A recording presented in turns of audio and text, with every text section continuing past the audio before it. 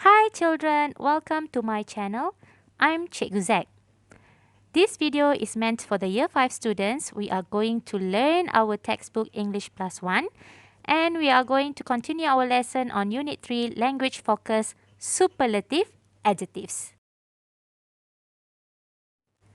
Let's look at the objectives for this lesson.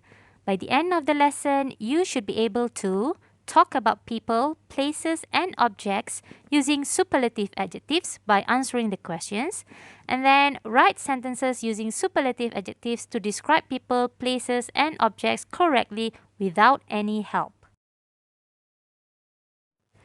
Children, do you still remember about positive adjectives? As you can see, we have two different boys with two different positive adjectives, short and tall. John is short, Mike is tall. Then you learnt about comparative adjectives. Short becomes shorter than, tall becomes taller than. John is shorter than Mike. Mike is taller than John. You use comparative adjectives when you want to compare two subjects. In this slide, you are comparing the two boys. Let's look at another one. Positive adjectives are cheap and expensive. The mobile phone is cheap. The laptop is expensive. When you compare the mobile phone and the laptop, you have to use comparative adjectives. The mobile phone is cheaper than the laptop. The laptop is more expensive than the mobile phone. From comparative adjectives, we are going to learn about superlative adjectives. I hope you are ready. I am pretty. You use positive adjective when the subject is singular. I am prettier than that girl. You use comparative adjective when you want to compare two subjects, I and that girl. As for superlative adjective, you are comparing more than two subjects. I am the prettiest in the class. You are comparing I and all the girls in the class. Let's look at another one. My dress is colorful. In this sentence, you are describing about my dress only. Therefore, you use positive adjective. When you want to compare my dress and your dress, you use comparative adjective. My dress is more colorful than your dress. When you want to compare more than two dresses, you use superlative adjective. My dress is the most colorful in the shop.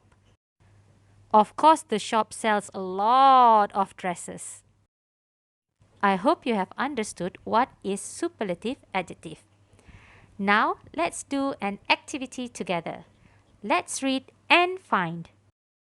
Let's read the passage together and then try to find the superlative adjectives.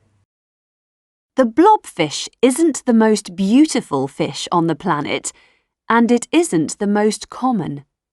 It's a dull colour, and you don't usually see it because it lives 1,000 metres under the seas near Australia. But now the blobfish is famous because people say that it's the ugliest animal in the world. There are photos and articles about it in magazines and on the internet. This is really good for the blobfish and for other ugly animals. But why? Did you manage to find the superlative adjectives? Let's check the answers together. These are the superlative adjectives found in the passage. The most beautiful, the most common, and the ugliest. Let's do another one. Every year, thousands of species of animals become extinct. We often see information about the most interesting, the most beautiful, and the most colourful, such as whales, butterflies, or pandas. But some of the ugliest animals are also some of the rarest, and they also need our help.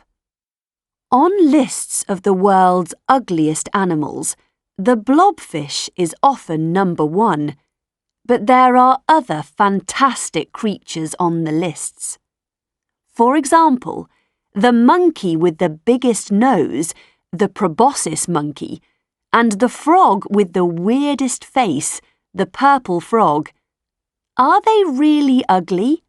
No, they're interesting and rare. The best idea is to protect all animals. Did you find the superlative adjectives? Let's check the answers. These are the superlative adjectives found in the passage. The most interesting, the most colorful, the ugliest, the rarest, the world's ugliest, the biggest, the weirdest, and the best. It is time for you to do a speaking activity. In this video, I have set a few questions for you. You have to answer the questions using superlative adjectives. Then, record a video of yourself reading and answering the questions. Don't forget to send the video in your Google Classroom. Let's do an example. The question is, what is the hottest month in your town? Do you notice I underlined the hottest month? Now, how do you want to answer this question? This is the answer. The hottest month in my town is April. Do you think you can do the rest? Let's start.